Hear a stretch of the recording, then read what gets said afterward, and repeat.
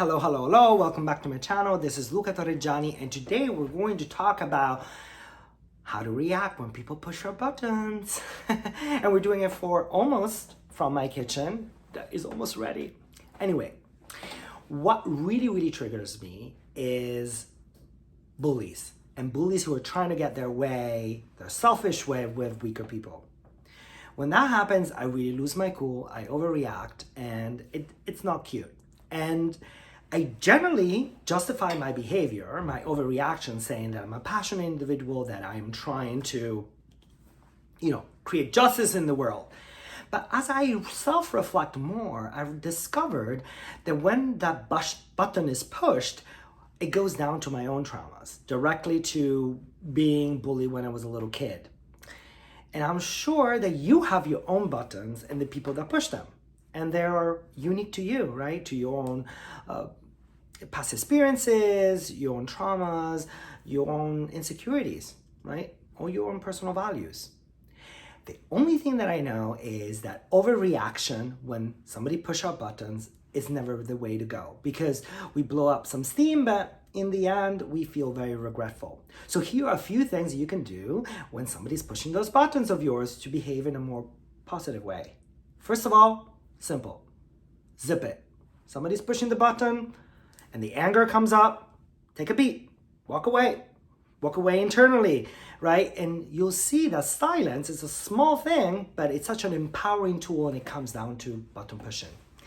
And then self-awareness. This is really the crux of this video.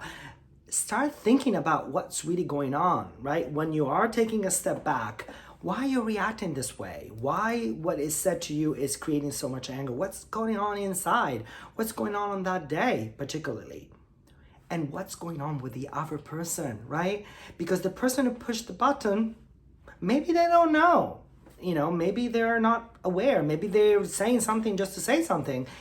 And so what's a different way to look at this, to interpret what is being said to you? It's going to take some time, right? But the more you're going to be self-aware, the more you're going to understand where the button is going, and you'll be able to control it. Because control is what we want here. If you are self-aware, you're going to create a wider interpretation of your reaction.